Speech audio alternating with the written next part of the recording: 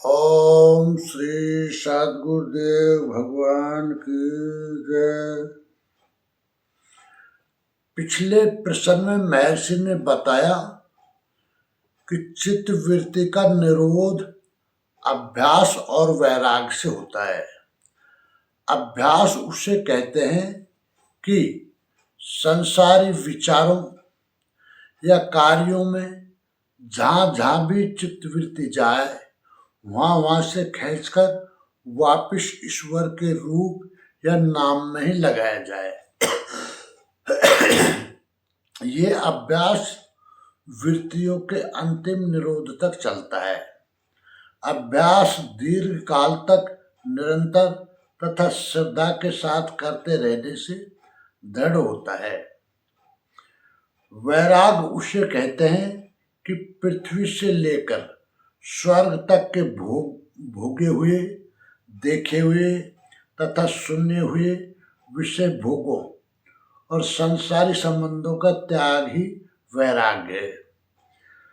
वैराग्य अभ्यास संपन्न होने पर पुरुष विदित हो जाता है, जिससे पर वैराग्य की अवस्था आती है। वितर्क, विचार, आनंद तथा अस्मिता के साथ जो समाधि होती है वो संप्रज्ञात कहलाती है। अब प्रश्न है कि भाव प्रत्यय योगी क्या होता है? उत्तर, अभ्यास तथा वैराग में जो सफल हो जाता है और समाधि अर्थात विदेहावस्था आ गई और ईश्वर प्राप्ति से पूर्व ही शरीर छूट गया, उसका जन्म होगा और जन्म के कुछ ही दिन में परमात्मा प्राप्ति हो जाएगी। ऐसे योगी ही भाव प्रत्यय योगी होते हैं। इसी पर महर्षि योग दर्शन के समाधिपाद के सूत्र 18 में कहते हैं, विराम प्रत्ययाभ्यास पूर्व संस्कार शेषन्य। योग दर्शन 1/18। जब वितर्क, विचार, आनंद और अस्मिता पर भी विराम लग जाए, अभ्यास करते करते इस पूर्व अवस्था पर जहाँ विराम लग गया, जिसमें चित्त का स्वरूप संस्कार मात्र शेष रहता है, वह योग अन्य ही है, अर्थात असंप्रज्ञात समाधि है। अर्थात वह कैवल्य की अवस्था वाला है, सूक्ष्म है, अनिर्वचनीय है, जिसमें अनेक जन्म से चले हुए पथिक ही इस स्थिति तक पहुंच पाते हैं। जैसे अनेक जन्मों के पश्चात जब बुद्ध राज प्रसाद में जन्मे, वह उनका प्राप्ति वाला अंतिम जन्म था।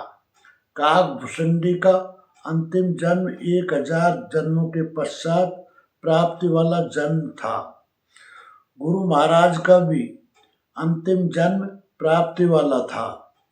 जड़ भरत, सुखदेव, ध्रुव, भगवान श्री कृष्ण इत्यादि ऐसे महापुरुष थे जिन्हें पूर्णत्व की प्राप्ति जन्मना थी।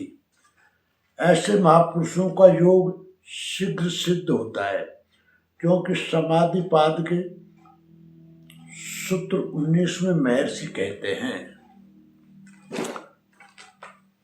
भाव प्रत्यय विधेय प्रकृति लया नाम। योग दर्शन 1/19। भजन करते करते जिनकी विदेहावस्था आ गई, प्रकृति लय हो चली है, ऐसे योगियों को इस योग की प्राप्ति में भाव प्रत्यय अर्थात जन्म ग्रहण करना ही माध्यम होता है। भजन का विशेष सहयोग नहीं रहता। जैसे सुखदेव, श्री कृष्ण, ध्रुव इत्यादि होते आए हैं। इन्होंने जन्म लिया, जन्मते ही इनके सामने सिद्धियां भली प्रकार कार्य कर रही थी। इनका भजन पूर्ण हो चुका है। अब पूर्णत्व की प्राप्ति में इनका जन्म लेना ही माध्यम है। ध्रुव ने पूछा, भगवान सुना है साधक करोड़ करोड़ वर्ष यत्न करते हैं, तब कहीं आप दर्शन देते हैं। हमें आप अत्यल्प साधन से ही मिल गए, ऐसी अनुकंपा क्यों?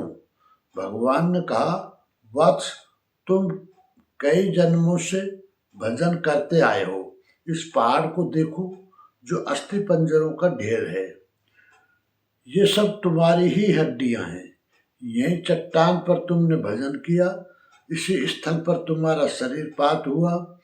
ये तुम्हारा प्राप्ति वाला जन्म है। प्राप्ति में 6 माह ही शेष थे, जिसे तुमने पूर्ण कर लिया। अब तुमने अचल पद प्राप्त कर लिया। महाभारत में कथा आती है कि भगवान श्री कृष्ण पिछले 10 वर्षों से लगातार चिंतन परायण थे। वे उन जन्मों में विष्णु, वामन, नारायण इत्यादि रूप में अवतार भी कहलाए, किंतु अपूर्ण थे। राजन, इस जन्म में ये पर ब्रह्म परमात्मा के रूप में आपके साथ हैं। विजय आपकी होगी, ऐसा हमें देव ऋषि नारद जी ने बताया है। युधिष्ठिर को सांत्वना प्रदान करते हुए अर्जुन ने ऐसा कहा। वस्तुतः भगवान के जन्म के साथ ही उनकी अलौकिक विभूतियां प्रदर्शित होने लगी थी। भजन स्वल्प ही शेष था। आप 3 दिन बद्री का आश्रम में ध्यानस्थ हुए।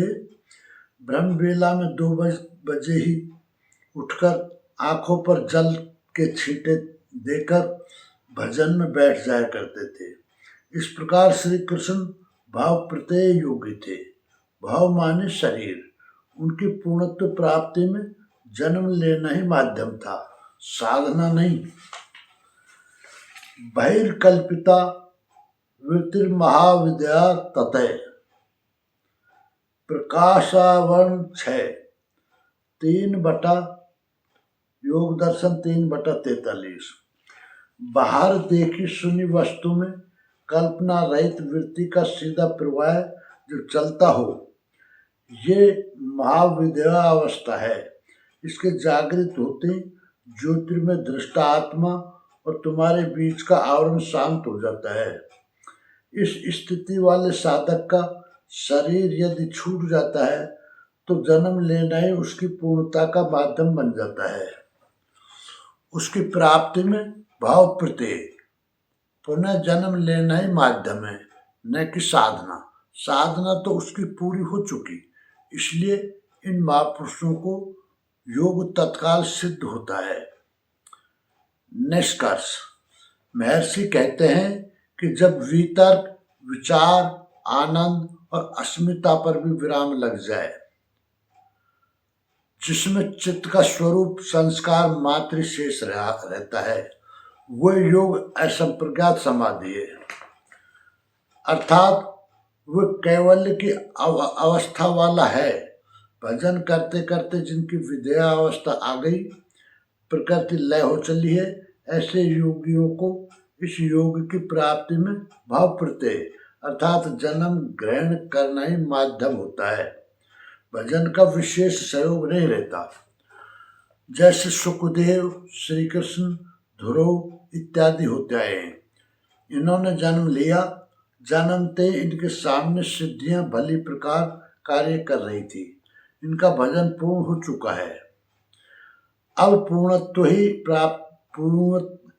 पूर्णत्व की प्राप्ति में इनका जन्म लेना ही माध्यम है। बाहर संसार में देखी सुनी वस्तु में कल्पना रहित वृत्ति का सीधा प्रवाह जब चलता हो, यह विद्यावस्था है। इसके जागृत होते ही ज्योतिर्मय दृष्टा आत्मा और हमारे बीच का आवरण शांत हो जाता है। इस स्थिति वाले साधक का शरीर यदि छूट जाता है तो जन्म लेना ही उसकी पूर्णता का माध्यम बन जाता है। उसकी प्राप्ति में भाव प्रत्यय, पुनः जन्म लेना ही माध्यम है, न कि साधना। साधना तो उसकी पूर्व जन्म में ही पूरी हो चुकी, इसलिए इन महापुरुषों का योग तत्काल सिद्ध हो जाता है। इन्हें भाव प्रत्यय योगी कहते हैं। प्रसंग पूरा हुआ। पूर्ण जानकारी के लिए देखें परम पूज्य योगेश्वर स्वामी श्री अड़गड़ानंद जी महाराज द्वारा महर्षि पतंजलि कृत योग दर्शन की प्रत्यक्षानुभूत व्याख्या। ओम श्री सद्गुरुदेव भगवान की जय।